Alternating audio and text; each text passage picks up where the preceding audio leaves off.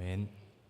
네, 이렇게 주님 안에서 다시 만나 뵙게 되어서 너무 감사합니다. 여러분들 기도 덕분에 지난주에 선교 여행을 잘 다녀올 수 있었습니다. 네, 중앙아시아의 어떤 한 국가를 갔다 왔는데요.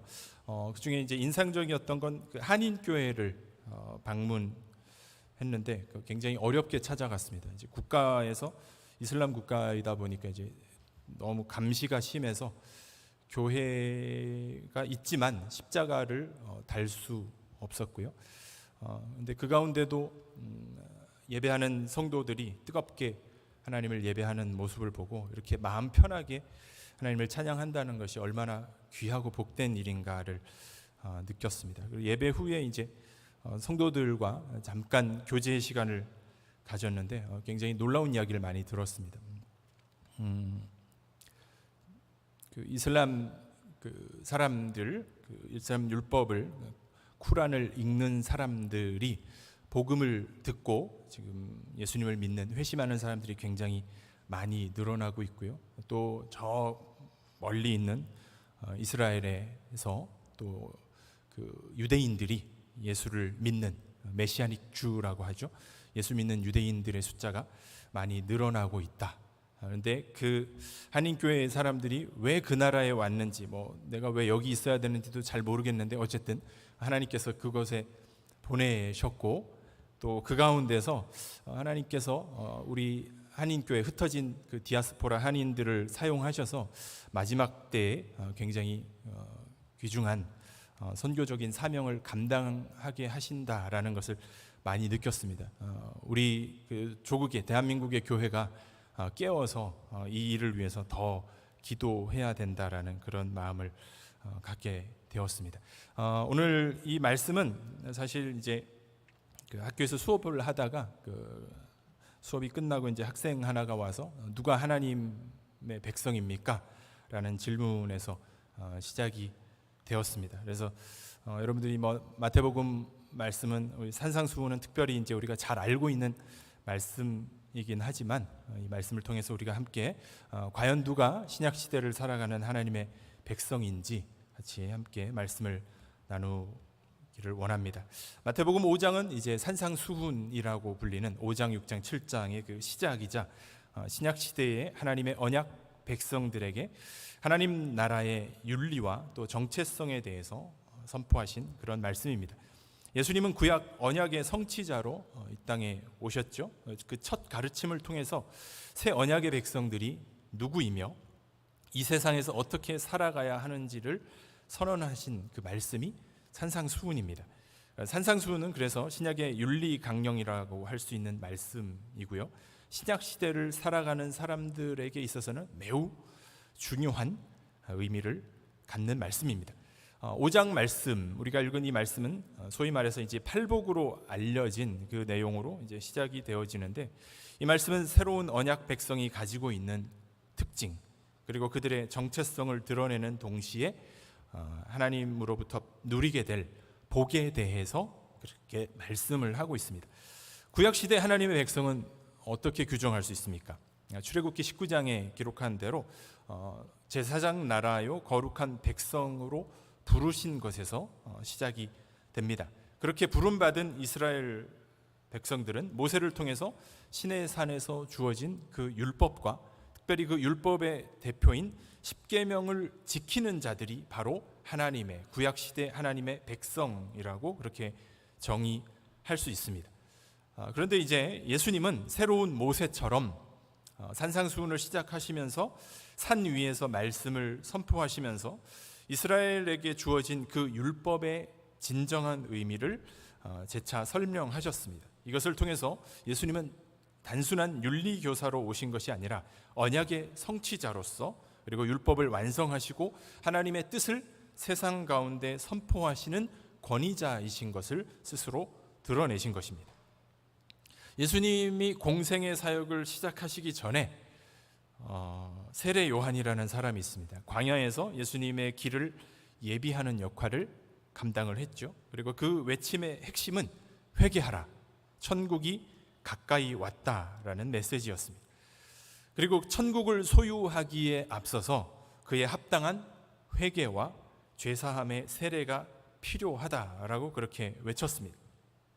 세례 요한이 이렇게 회개와 세례를 강조한 이유, 그것은 바로 그 당시에 유대인들이 율법의 진정한 의미, 원래 의도를 놓쳐버렸기 때문입니다. 자칭 하나님의 언약 백성이라고 자부했던 유대인들은 율법의 진의와는 거리가 있고 또 그 외적인 행위에만 초점을 맞추었고 그것을 지키는 것을 최고의 미덕으로 생각을 했습니다. 그러나 안타깝게도 율법을 지키면 지킬수록 하나님의 은혜와는 점점 멀어지는 상황에 빠져들게 되었다는 것이죠.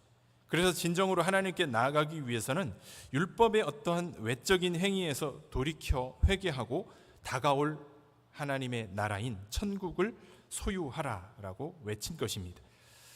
구약시대에 앞서 말씀드린 것처럼 하나님의 백성을 규정하는 그 계명이 십계명이라면 신약은 그 산상수훈이 그 역할을 감당을 합니다. 그런데 그 십계명의 구조와 산상수훈의 이 말씀은 서로 굉장히 연결되어 있습니다. 십계명의 구조를 보면 이제 크게 두 가지로 나눌 수 있죠. 첫 번째부터 네 번째 계명까지는 하나님과 인간의 관계를 나타냄, 이제 한자로 하면 대신 관계이죠. 그리고 다섯 번째 계명부터 열 번째 계명까지는 인간 대 인간, 타인과의 관계를 규정하는 어떤 대타 관계로 구분 지을 수 있습니다. 예수님도 이런 말씀을 하셨습니다. 구약의 율법을 한 문장으로 요약을 하면 무엇입니까? 위로는 주 너의 하나님을 사랑하고 아래로는 내 이웃을 내 몸처럼 사랑하라, 이렇게 요약을 할 수 있었던 것이죠. 십계명을 비롯한 그 구약 율법의 많은 조항들이 그냥 겉으로 보면 외적인 행위를 강조하는 것처럼 보여집니다. 그런데 이것은 율법의 참 의미를 알지 못하기 때문에 생기는 오해라는 것이죠. 예를 들면 십계명의 열 번째 계명이 어떤 걸 말하고 있습니까? 내 이웃의 소유를 탐내지 말라라는 것을 말씀을 하십니다. 이미 구약 시대에도 인간 내면에 있는 탐욕이라는 마음의 문제를 다루고 있다라는 것이죠. 그러나 유대인들은 율법의 참된 의미를 놓쳐버리고 겉으로 드러나는 행위에만 집착을 한 것입니다. 그들의 착각 중에 하나는 율법의 행위로 하나님께 나아갈 수 있었다라고 믿었던 것이죠. 그러나 언약의 성취자로 오신 예수님은 구약의 율법을 해석하시면서 너희들이 그렇게 율법을 잘 지키고 있냐? 그렇게 하시면서 이렇게 구약의 율법의 의미를 확대 해석을 하십니다. 미워하는 자는 이미 살인한 자다. 음욕을 품었느냐? 그러면 너는 간음한 자다. 남의 것을 조금이라도 탐을 낸 적이 있냐? 너는 도적질한 자다라고 말씀을 하셨습니다. 예수님이 이렇게 하신 말씀의 의미는 어떤 것입니까? 그 누구도 율법의 행위로는 하나님께 나아갈 수 없다라는 것을 명확하게 드러내셨다라는 것이죠. 그래서 우리가 율법을 통해서 깨닫게 되는 것은 무엇입니까? 그 누구도 하나님께 나아갈 수 없기 때문에 온전치 못한 율법을 의지하는 것이 아니라 하나님의 은혜를 구해야만 한다라는 것이죠. 그래서 그 율법의 본래 의도와는 다르게 겉으로 드러나는 행위에만 초점을 맞추었던 그 당시 종교 지도자들, 그리고 스스로 의롭다라고 생각했던 바리새인들을 향해서는 예수님이 굉장히 심하게 책망하셨던 것입니다. 여러분, 우리가 오늘도 마찬가지입니다. 율법의 행위에 매여 있는 한 그 어떤 사람도 하나님의 은혜를 알기 어렵습니다. 이제 새 언약의 시대가 도래했고 그 언약 백성의 첫 번째 특징으로 예수님은 팔복의 첫 번째 말씀으로 심령이 가난한 자를 언급을 하셨습니다. 여러분, 심령이 가난한 사람이 누구입니까? 대부분의 사람들은요, 자신이 조금만 선을 행할 수 있고 또 의를 행하면 스스로에게 자부심을 갖습니다. 나 정도면 괜찮다라고 생각하고 부족한 것이 없다라고 생각을 하죠. 그런데 우리가 주님의 은혜로 자신의 죄된 본성을 깨닫고 나니 내 인생은 망할 인생이요 죽을 수밖에 없는 존재임을 깨닫게 된다라는 것입니다. 그런 사람의 마음은 하나님 앞에서 가난할 수밖에 없습니다. 심령이 가난한 사람은 율법의 행위로는 결코 하나님께 나아갈 수 없는 처참한 자신의 모습을 깨닫게 되고 전적인 하나님의 은혜만을 구하는 사람, 그 사람이 바로 심령이 가난한 사람입니다. 이 사람이 소유하게 되는 복이 무엇입니까? 천국을 소유하게 되는 것입니다. 천국을 소유한다라는 것은 바로 그 하나님의 나라가, 세례 요한과 예수님이 말씀하셨던 그 하나님의 나라가 이제 개인의 삶 속에서 시작되었음을 의미하는 것입니다. 새 시대, 새 언약 백성의 첫 번째 특징이 심령의 가난함으로 출발한다고 했습니다. 이것은 언약 백성의 참된 특징이 이 세상의 기준과는 다른 것이고 하나님의 은혜와 약속에 따라서 복을 받는 자들임을 말씀하신 것입니다. 그리고 그리스도 안에서 자신의 모습을 발견한 사람이 보이는 자연스러운 반응이 있습니다. 그것이 바로 두 번째 복이 있는 자인 애통하는 자입니다. 하나님 안에서, 그리스도 안에서 자신의 그 죄된 본성을 깨닫게 되면 어떻게 됩니까? 마음속 깊은 곳에서 자신의 죄된 본성을 바라보고 탄식하게 되는 거죠. 그 탄식에 따라서 애통의 눈물이 나오게 되는 겁니다. 그 다음 단계가 어떤 복입니까? 바로 대한민국 사람들이 가장 좋아하는 온유한 자의 복입니다. 땅을 기업으로 얻는다고 해서 좋아한다고 하는데, 온유한 이 자라는 것은 성품의 부드러움을 말하는 것이 아니라 우리가 하나님의 말씀에 어떤 반응을 보이느냐를 의미하는 겁니다. 하나님 앞에서 자신의 의지와 뜻을 꺾고 순종할 수 있으면 그 사람은 온유한 사람입니다. 그런데 여러분, 성품이 굉장히 저 사람은 온유해요 하지만 끝까지 고래 심줄처럼 자기 뜻을 굽히지 않는 사람, 이 사람은 온유한 사람이 아닌 것입니다. 그래서 성경은 가장 온유한 사람의 대표로 모세를 그렇게 꼽습니다. 그런데 모세의 성품은 우리가 잘 알고 있는 것처럼 부드러움과는 거리가 먼 사람입니다. 그럼에도 불구하고 모세를 가장 온유한 사람이다라고 평가하는 것은, 그것은 모세가 하나님의 부름을 받았을 때 오직 하나님의 말씀을 따라서 그 말씀에 순종하면서 자신에게 주어진 사명을 감당했기 때문인 겁니다. 그러므로 여러분, 하나님 앞에서 자신의 존재를 깨달은 사람은 자연스럽게 하나님의 말씀에 귀를 기울이게 되고 그 말씀에 순종하는 온유한 자의 모습으로 나타나게 되는 것입니다. 그리고 하나님과의 관계에서 나타나는 궁극적인 모습, 그것이 오늘 우리가 읽은 6절 말씀인데요. 우리 같이 한번 읽어보도록 하겠습니다. 함께 읽겠습니다. 의에 줄이고 목마른 자들은 복이 있나니 그들이 배부를 것이미요. 아멘. 예수님은 지금 줄이고 목마르다라는 그런 표현을 사용하셨습니다. 사람이 본능적으로 느끼는 고통 중에서 가장 큰 고통은 배고픔의 고통이며 목마름의 고통입니다. 우리가 살면서 겪는 어려움, 그것은 굶주리거나 목마름 둘 중에 하나만으로도 큰 고통을 느끼게 됩니다. 그런데 예수님은 바로 인간이 느끼는 가장 강력하고 본능적인 두 가지 고통을 겹쳐 놓음으로써 인간이 경험할 수 있는 가장 극심한 고통을 표현하신 것입니다. 이런 극단적인 표현을 통해서 하나님 나라에 대한 열망이 얼마나 강렬한 것인지를 보여주고자 하셨던 겁니다. 예수님의 설교를 듣고 있는 그 당시 지금 이스라엘 군중들은 배고픔과 목마름의 고통을 누구보다 잘 알고 있었습니다. 배고픔의 고통을 느끼는 사람은 먹는 것 외에는 어떤 것도 눈에 들어오지 않습니다. 여러분, 이 자리에 앉아 계신 우리 어르신들 세대에는 보릿고개라는 것이 있었습니다. 그래서 그 배고픔의 고통을 누구보다 잘 알고 기억하고 계시리라고 생각합니다. 그래서 우리나라 인사말 중에도 이런 말이 있죠. 진지 드셨습니까? 그 정도의 표현이 있을 정도로 배고픈 경험들을 다 가지고 계시죠. 배가 고프고 굶주린 사람의 마음, 그 사람의 마음을 지배하는 것은 온통 먹는 것뿐입니다. 배고프고 목마른 사람을 채울 수 있는 것은 다른 것은 없습니다.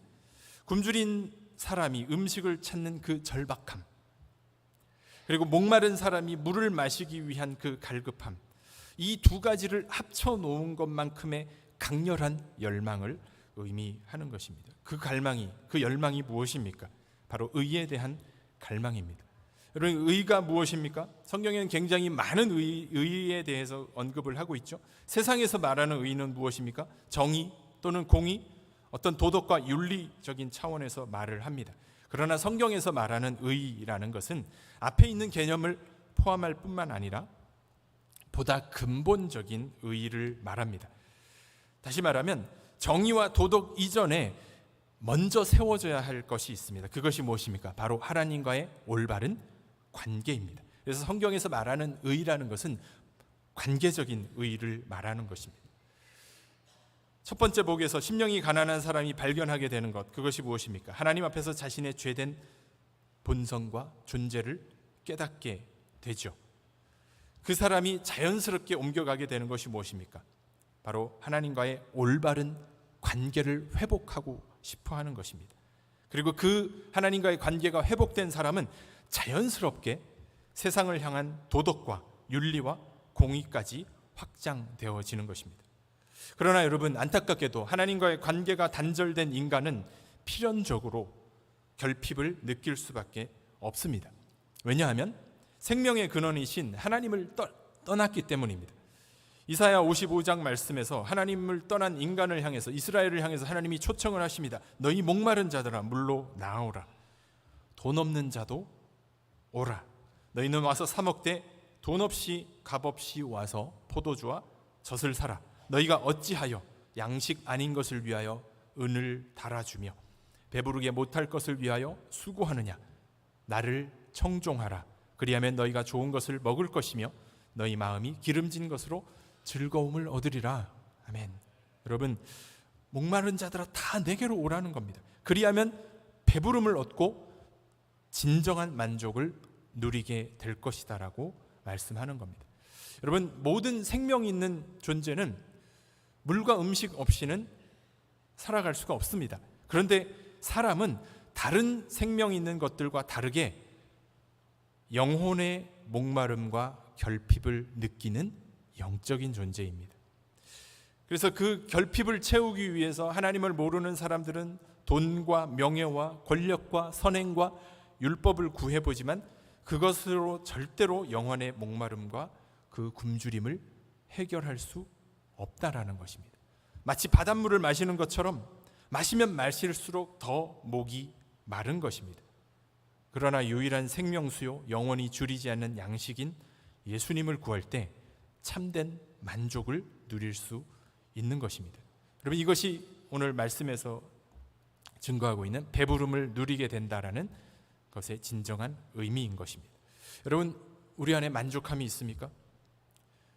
예수를 믿는다고 하는데도 만족하지 못하고 여전히 세상의 어떤 것들을 구하고 있다면 여러분, 참 생명이신 예수님을 만나시길 바랍니다. 그리고 그 건강을 회복한 사람이 음식에 대한 배고픔을 느끼는 것처럼 그리스도 안에서 새로운 변화를 경험한 사람은 하나님과의 올바른 관계를 향한 갈망이 있는 것입니다. 거룩에 대한 주림과 목마름이 있습니다. 공의와 정의에 대한 주림과 목마름이 있는 것입니다. 이렇게 하나님과의 관계가 정립된 사람은 이제 자연스럽게 어디로 나가게 됩니까? 타인과의 관계로 나아가게 되는데, 그것이 우리가 읽은 그 5번째 복입니다. 7절 말씀도 우리 함께 같이 읽어보도록 하겠습니다. 긍휼히 여기는 자는 복이 있나니 그들이 긍휼히 여김을 받을 것이며. 아멘. 타인과의 관계에서 나타나는 첫 번째 그 말씀이 긍휼히 여기는 자의 복이입니다. 여기서 긍휼은 불쌍한 사람을 보고 느끼는 단순한 연민의 감정을 말하는 것이 아닙니다. 맹자가 그런 얘기를 했죠. 사단이라고 해서 인의예지 하면서 그렇게 이야기했던 측은지심 수준의 긍휼이 아닌 것이죠. 이 성경에서 말하는 긍휼에 해당하는 단어는 단순히 불쌍히 여기는 것을 넘어서서 고통에 대한 감정이입과 그 고통을 함께 짊어지는 것을 의미합니다. 긍휼은 처한 현실을 올바르게 직시하게 하고 타인의 고통 앞에서 함께 아픔을 나누는 것을 말하는 것입니다. 그런데 우리 안에 타인을 긍휼히 여길 만한 힘이 있습니까? 인간에겐 그 어떤 선을 이룰 만한 능력도 없습니다. 그래서 긍휼이라는 것은 우리가 먼저 하나님의 긍휼을 입는 것을 전제로 하는 것입니다. 타인을 긍휼히 대할 수 있는 사람은 먼저 자신의 내면을 정직하게 본 사람입니다. 이것은 인간의 내면에서 자연스럽게 흘러나오는 것이 아니라 위로부터 주어지는 전적인 하나님의 은혜요 선물입니다. 그래서 하나님의 긍휼을 입은 자만이 타인을 향해서 긍휼을 베풀 수 있습니다. 여러분, 우리가 이전까지 사람을 바라볼 때 세상적으로 부러운 것이 없어 보이는 사람들을 보면 어떤 마음이 듭니까? 부러움의 시선으로 바라봅니다. 나도 저렇게 한번 살아봤으면, 저 사람들은 뭐 근심도 걱정도 없겠지. 그런데 하나님의 긍휼을 입은 사람이 타인을 바라볼 때 이제부터 이전에 보던 시각과는 다릅니다. 하나님의 마음으로, 하나님의 시각으로 그 사람을 바라보면 그 사람의 내면을 바라보고 그 사람 내면에 결핍되어 있는 그런 부분들이 보이게 되고 긍휼히 그 사람을 대하게 되는 것입니다. 성경에 나온 수많은 예수님께 나왔던 사람들 모두 자신의 무능력함을 절감한 사람들이었습니다. 수많은 병자들, 나병 환자, 혈루증 여인, 앞이 보이지 않는 사람, 귀신 들린 자 모두 주님을 향해서 이렇게 외쳤습니다. 주님, 저희를 긍휼히 여겨 주시옵소서. 모두 자신의 처지를 절감했습니다. 자신의 무력함을 인정하지 못하면 그 어떠한 진정한 믿음도 긍휼도 우리 안에 시작될 수 없습니다.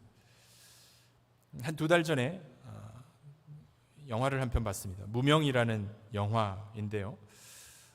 이 영화는 일본인 최초의 개신교 선교사로 조선에 와서 복음을 전한 한 선교사의 일대기를 다룬 작품입니다.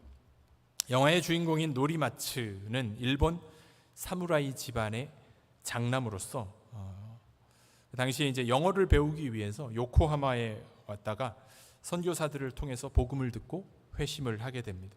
얼마 후 조선에서 온 사람들로부터 명성황후가 시해되었다라는 소식을 듣게 되고 일본인으로서 굉장한 죄책감과 그 부담감을 느낀 노리마츠는 주변의 만류에도 불구하고 조선에 와서 복음을 전한 그런 이야기입니다. 주변 사람들이 만류하면서 지금 조선에 필요한 것은 복음이 아니라 그들의 주권을 회복하는 것이다라고 말했던 사람들에게 그들에게 가장 필요한 것은 복음이라고 그렇게 단호하게 말했습니다. 1896년 조선에 입국해서 4년 후에 1900년에 수원에서 왔던 어떤 사람으로부터 우리에게도 복음이 필요합니다. 수원에는 아무것도 없습니다라는 그 이야기를 듣고 가족을 이끌고 수원에 와서 생활을 하게 됩니다. 조선의 사람들과 똑같은 옷을 입고 똑같은 방식으로 생활을 했습니다. 사랑하는 아내는 백성들의 그 굶주림을 해결하기 위해서 자신의 하나밖에 없는 긴 머리카락을 잘라서 팔아서 양식으로 바꿔서 사람들을 구제했습니다. 그리고 안타깝게도 35살밖에 되지 않은 그 아내를 먼저 떠나보내는 슬픔을 겪었지만 어린 세 자녀들과 함께 복음을 위해서 끝까지 헌신했습니다. 그리고 결핵으로 인해서 본국으로 돌아가고 1921년 하나님의 부르심을 받았을 때 한 걸음에 달려갔던 조선인들을 향해서 그의 유언을 전해 듣게 됩니다. 조선 땅에 내 뼈를 묻어달라. 그때 함께 생활했던 성도들은 도요토미 히데요시와 이토 히로부미의 일본은 죽도록 싫지만 노리마츠의 일본은 사랑한다 이렇게 고백했습니다. 이 노리마츠 선교사의 삶이야말로 먼저 하나님의 긍휼을 받은 자로서 그 긍휼을 복음을 알지 못하는 사람들에게 전했던 것입니다. 그렇게 세워진 교회가 저기 수원천변에 가다 보면 수원동신교회라고 있습니다. 여러분, 이 긍휼이라는 것은 율법의 행위가 아닌 전적인 하나님의 은혜로 주어지는 것입니다. 그 긍휼의 결정체가 무엇입니까? 바로 예수 그리스도의 십자가입니다. 우리의 죄와 허물을 대신 지시고 죽으신 그 십자가를 통해서 보여주신 사랑이야말로 우리를 향한 가장 큰 긍휼인 것입니다. 그 긍휼이 우리를 살렸습니다. 긍휼히 여기는 자가 복이 있는 이유는 우리 안에 그 긍휼을 행할 능력이 있어서가 아니라 우리가 먼저 하나님께 이미 긍휼히 여김을 받았기 때문인 것입니다. 나는 여전히 무력하고 그리스도의 긍휼이 없이는 한순간도 살 수 없는 존재임을 고백할 수 있기를 바랍니다. 그리고 우리가 받은 그 예수 그리스도의 긍휼을 베푸는 은혜가 있기를 소망합니다. 말씀을 맺겠습니다. 새 시대 새 언약 백성으로 살아가면서 하나님이 베푸시는 그 풍성한 복을 누리는 은혜가 여러분 가운데 있기를 바랍니다. 그리고 그 우리의 삶을 통해서 받은 은혜를 나누며 그 은혜를 흘려보내는 복된 인생들이 되시기를 주의 이름으로 간절히 소망합니다. 기도하겠습니다. 하나님, 우리를 택하여 주시고 새 언약 백성의 삶을 살게 해주신 은혜에 감사를 드립니다. 하나님이 베푸시는 천국의 삶을 날마다 누리게 하시고 하나님 나라와 그 의에 대한 갈망이 있게 하옵소서. 먼저 긍휼이 여김을 받은 자로서 긍휼의 마음으로 타인을 바라볼 수 있도록 주님 저희를 도와주시옵소서. 예수님의 이름으로 기도합니다. 아멘.